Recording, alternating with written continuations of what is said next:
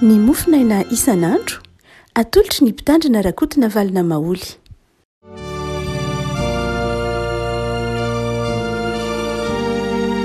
Famiraba tsika ry avako malala hatrarety sabotsy fahatelo amby roapolo ny volana aprily ity. Ny voalahatra ao mofinaina tsika anio dia ny salamo fahaenina ambin'ny folo amby zato, salamo fahaenina ambin'ny folo amby zato, fakitsika aminaran'i Jesosy. Izaho tia an'i Jehovah satria efa nindreniny feon'ny fifonako izy, satria efa nanongilana ny sofiny tamiko izy dia hiantso aho raha mbola velona koa. Ny hodidina tamiko ny famatoran'ny fahafatesana ary nahazo ahy ny fahorian'ny fiainatsika. Nahita fahoriana sy alahela dia niantso ny anaran'i Jehovah hoe aho, Jehovah, mifona aminao aho, vonjeo ny fanahiko, mamindra fo sy miantra Jehovah, eny miantra Andriamanitsika. Miaro ny kely saina Jehovah, reraka dia namonjy ahy izy. Miverena ho amin'ny fitsaharanao ry fanahiko, fa Jehovah efa nanisy soanao. Dia namonjy ny fanahiko tamin'ny fahafatesana ianao sy ny masoko tamin'ny ranomaso ary ny tongotro tamin'ny fahatafitoinana. Handeha natrehan'i Jehovah eo amin'ny tany velona. Ray maso anao manamasinana ny fahamarinana ny teninao no fahamarinana. Amen. Andininy fahasivy havana no hoentina mampaherenao. Handeha eo natrehan'i Jehovah eo amin'ny tany ny velona. Raha toa ka verenana adika kokoa ilay izy dia manao hoe hiaina eo anatrehanao eto amin'ity tany ivelomanay ity, raha ohatra ka amin'dika teny iombonana. Fa na izany ary dia misy zavatra tian'ny mpanao salamo hazava tsara ho an-tsaintsika rehefa avako malala. Ny mpanao salamo izay nanoratra ity salamo ity dia manazava fa ny olona manana an'Andriamanitra dia manana fahasambarana. Raha mamaritra tsika ny antsoina hoe fahasambarana dia mandrakariva ny amaritantsika ny fahasambarana dia ilay fiainana tsy manana zavatra mahory amin'izay mety hiainana eto amin'ity tany ity. Ny amaritantsika ny fahasambarana dia ny hoe olona mahaleo tena, tsy manana zavatra andrasana amin'ny hafa, tsy miankina amin'ny hafa, tsy mitambitamby amin'ny hafa, mahaleo tena amin'ny lafiny ara-bola, mahaleo tena amin'ny lafiny ara-pahasalamana, mahaleo tena amin'ny lafiny maro samihafa, dia izay no atao hoe sambatra. Rehefa mahita olona tsika ka miankin-doha amin'ny hafa, masa noho ny fahasairanana mety ho lalovana ve io, na ny tsy fahampiana, na koa ny fahasalamana, na koa amin'ny fahafahana ara-politika dia mieritreritra mandrakariva tsika hoe tsy sambatra fa mijaly. Ny mpanao salama nefa dia mamaritra na ny soratra masina mihitsy aza dia mamaritra fa ny fahasambarana dia zavatra hafa mihitsy tsy arak'izay mety eritreretin'ny saina maha-olombelona tsotra fotsiny zao. Raha toa ka mamantatra tsika ny atao hoe fahasambarana dia amin'ny mpanao salama dia ilay fiainana miaraka amin'Andriamanitra. Ilay fiainana miaraka amin'Andriamanitra. Inona moa ilay atao hoe fiainana miaraka amin'Andriamanitra? Ny hoe fiainana miaraka amin'Andriamanitra dia ilay fananana an'i Jesosy ho fiainana. Ny soratra masina dia manazava fa misy safidim-piainana izay apetrak'Andriamanitra na manana kokoa hiainany ny olona eo amin'ny fiainana isan'andro. Dia ny safidim-piainana hiaraka amin'Andriamanitra ve? Sa ny safidim-piainana handeha hitondra tena amin'izay heverin'ny tena ho mety na heverin'ny tena ho mahasoa ny tena samy rery. Dia hoy ny mpanao salama na hoe ny fahasambarana dia ilay olona misafidy ny hiaraka amin'Andriamanitra.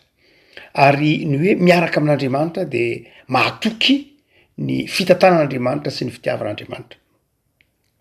Ny olona izay mihevitra fa sambatra amin'ity tany ity isika eto dia mihevitra fa lay olona manana fahavelona rehetra. Hitantsika eo filazantsara araka ny Lioka ilay tantaran'ilay lehilahy izay nihevitra ny tena no sambatra. Ilay ny teny manao hoe manana fananana be aho, ilay ny teny manao hoe efa nahavita zavatra be dia be aho, ary hanangan zavatra maro isan-karazany aho, hanao zavatra be dia be dia be dia be aho. Izany hoe ilay lay olona izay mihevitra ny tenany ho sambatra de mandrakariva fieritreretan'ny tena no ao anatin'ny fahafelona nefa hoy ny tompo manao hoe tsy fantatrao ve fa adala ianao adala satria tsy mieritreritra momba ny tena atao hoe fahasambarana marina de mieritreritra ny miaraka amin'Andriamanitra. Rehafako malala eto a ny mpanao salamo a de manazava amitsika fa ny fahasambarana de zay olona miaraka amin'Andriamanitra, zay manana an'Andriamanitra, zay manana ilay Jesosy zay nandresy ny fahafatesana dia hoy ary ny mpanao salama eto manao hoe handeha eo anatrehan'i Jehova eo amin'ny tany velona na hoe iaina eo anatrehanao a. Lay fahasambarana de lay miaina eo anatrehan'Andriamanitra, zany hoe olona tsy mandositra ny tavan'Andriamanitra. Ny fahotana de mampandositra ny olona ny tavan'Andriamanitra, ny fahotana de mampandositra ny olona an'Andriamanitra. Mihery an'Andriamanitra ny olona rehefa manota, hitantsika eo amin'ny bokin'ny Genesis 3, mihery an'Andriamanitra ny olona rehefa manota. Na ny fahotana de tsy afa-tsakory fa manosika ny olona andositra an'Andriamanitra, fa ny fiainana kosa de manisika ny olona iaina eo anatrehan'Andriamanitra, te hifanerasera amin'Andriamanitra. De hoe mpanao salama manao hoe iaina eo anatrehanao a, na koa andeha eo anatrehanao a.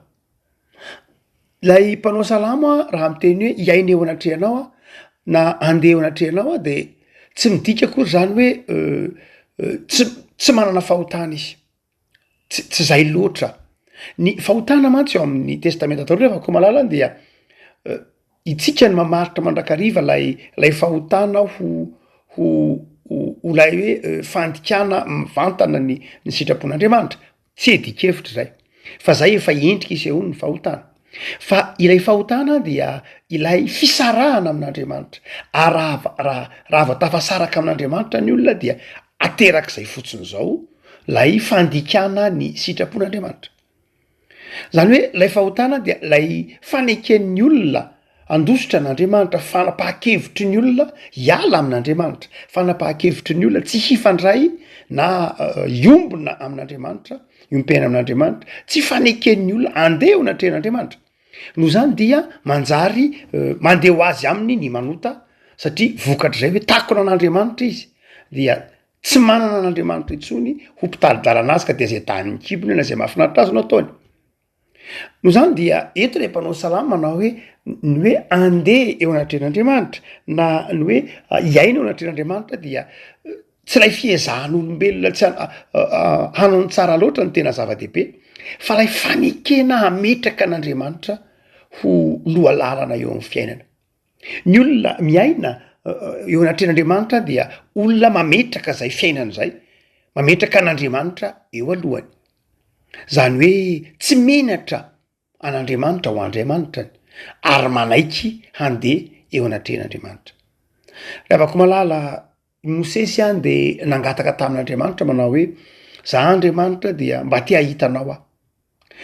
Raha toa Mosesy nangataka ny hoe ahitan'Andriamanitra ry havako dia tsy lay hoe te hiavaka loatra amin'ny olona izy hoe mba satroko za rery ny ahitanao, na koa hoe mila valiny amin'Andriamanitra izy, tsy zay loatra, fa izay tao atsain'ny Mosesy ry havako ny amin'ny hoe te ahitan'Andriamanitra izy dia mampatsiary toy ny mpanao salama toy manao hoe te andeha eo anatrehanao aho, te andeha eo anatrehanao aho, te ho hitako mihitsy mahasambatra ny mandeha eo anatrehanao. Rehafako malala ny olona sambatra de ny olona manapa-kevitra fa andeha eo anatrehan'Andriamanitra, manapa-kevitra fa hiaraka amin'Andriamanitra, manapa-kevitra fa Andriamanitra no lohalala. Fa ny faharoa de zao izy manao hoe andeha hiaina eo anatrehanao aho eto amin'ny tany ivelomana ity na eto amin'ny tany velona dia andehany eo anatrehanao aho. Lay hoe tany velona de zao na tany ivelomanay ny tena malaza azy, tany zay hiainanay dia eo ny mpanao salama dia manome toerana lay fiainana, lay tany ivelomana, lay fiainana eto amin'ity tany ity zany. Ndika zany dia manana fanantenana izy, manana fanantenana izy zany hoe ny tena tianay Andriamanitra de zao ny safidim-piainanay de zao ny hoe mandeha eo anatrehanao raha miteny hoe tany velomana de lay asa zany.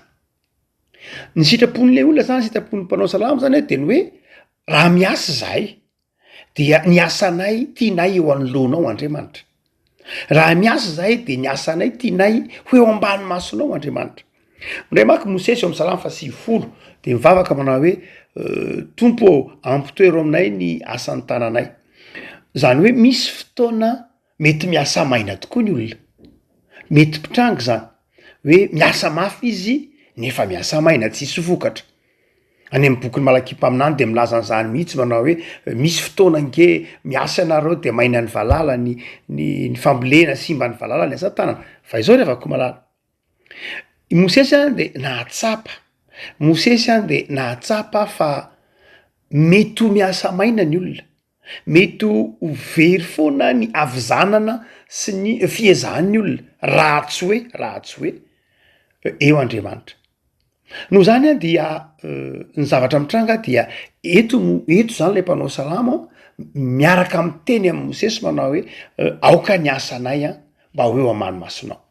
Zany hoe mba tsy ho foana ny fisasaranay. Vavaka zany ty ataon'ity mpanao salama ty hoe Andriamanitra te hiaina eo anatrehanao a mba andehana ny asanay na ny tany velomanay na ny fisasaranay mba ho eo amanomasonao. Ary raha hoe eo ambany masonao ny asa fivelomanay de farafa kely ny zavatra roa nefa hevitry randriavako.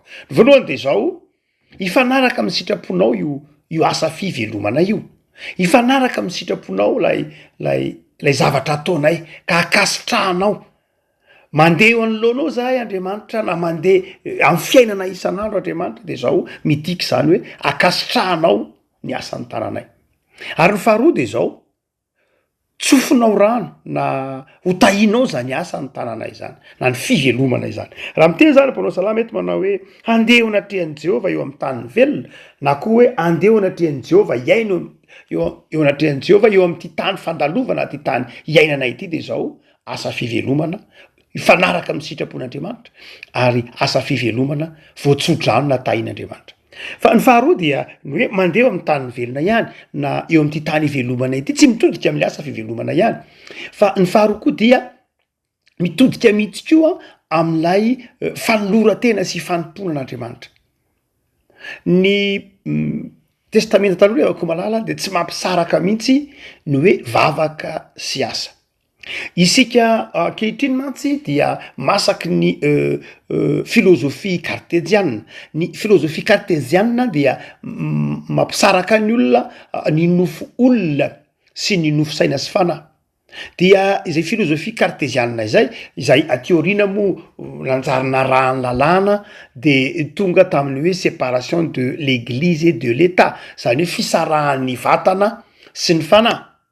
Ka rehefa nosarahin'ny olona ny vatana sy ny fanahy tamin'ny filozofia ary tonga fiainanao anatin'ny lalàna de zao mihitsy manao hoe samy hafa mihitsy ny zavatra ilain'ny vatana sy ny zavatra ilain'ny fanahy. Zay tsy voatery ho marina loatra amin'ny lafiny ara-panahy satria ny sakafon'ny vatana mety ho sakafon'ny fanahy koa ary ny sakafon'ny fanahy mety ho sakafon'ny vatana lahateo koa. Jesosy ny teny zany hoe tsy ny mofo ihany iveloman'ny olona fa ny teny zay alokin'ny vavan'Andriamanitra. Dikan'izany azon'ny vatan'ny olona atao tsara ny mivelona amin'ny tenin'Andriamanitra. Raha tsy zay mihitsy aza moa. Ary raha ohatra ka misakafo ny olona misakafo ara-batana zany dia tsy midika mihitsy zany ho tsy manana anjara amin'izany ny fanahin'ny olona fa isika olombelona fotsiny zay efa masaky ny ataontsika hoe toe-tsaina cartésienne ny mampisaraka hoe ity sakafo ty an'ny vatana ary nen'ny fanahy zavatra hafa mihitsy fa tsy voatery ho zay mihitsy akory ny fijerin'Andriamanitra. Fa hotsika manao hoe noho zany ny zanak'Israely ny testamenta taloha de nampianarina fa ny vavaka de asa ary ny asa de vavaka. Zany hoe io asa fivelomantsika io asa ataontsika isan'andro io de vavaka raha teo koa fanoloran-teny io. Ary ny olona mivavaka de miasa. Itsika mantsaka ankehitriny rehefa miteny hoe eto mivavaka de toy ny manao hoe le mpivavaka tsy miasa. Eny zay zany mpivavaka de nareo mpiasa. Indraindray itsika manana an'izay toe-tsainy zay fa ao amin'ny toe-tsain'ny tsotra masina de tsy zay velively mihitsy. Noho zany dia eto raha mpanao salama manao hoe handeha eo amin'ny tany velona amakivaky ny tany velona iaina ny tany velona de zao manao hoe ny fivelomanay eo ambany masonao fa ny fanolorantenanay ko dia aoka eo ambany masonao zany hoe ninona zany ny fiainana isan'andro ny fanomponay ny adidinay zay mahazahay anay dia tianay ho eo anatrehan'andriamanitra rehavako malala engane zany vavaka zany ao am-ponao koa ka mahatonga anao manana fanantenana amin'ny fiainana isan'andro ny kristiana rehavako malala dia nataon'andriamanitra olona manana fanantenana satria ny fototra iorena ny fanantenana dia tsy ny fiezahany tsy ny fahombiazany omalina ny tsy fahombiazany tamin'ny herinandro ny fototra iorena ny fanantenany fa ao amin'andriamanitra ao amin' Jesosy zay nitsangana tamin'ny maty fa ny faharoa rehavako malala de zao satria ity salamo ty andininy fasy mamelona fanantenana atonao de zao koa mamelona anao anao vina hanofy fiainana mahafinaritra miaraka amin'andriamanitra satria ny olona rehefa mahana fanantenana de manjary sa manonofy ny tsara ny fiainana isan'andro dikan'izany resy tosika ny akiviny resy tosika ny faharesena resy tosika ny tebiteby satria manana fanantenana izy manana fanantenana izy satria miaraka amin'andriamanitra miaraka amin' Jesosy ny tompony ampahay ravako malala atsiarovanao fa sambatra ianao manana an'andriamanitra ary andeha eo anatrihan'i Jehova ny ianao dia eo amin'ny fiainanao isan'andro ivavakisika tompo misaotra anao zahay noho ny amin'ny teninao zay novakinay tamin'ny tenin-drazanay tamin'ny teny malagasy manazava aminay fa sambatra izay manana anao ary ny fahasambaranay de izay mifanerasera aminao ary hitanao na ny fivelomanay na ny asanay na zay rehetra ataonao de ataonay de eo ambany masonao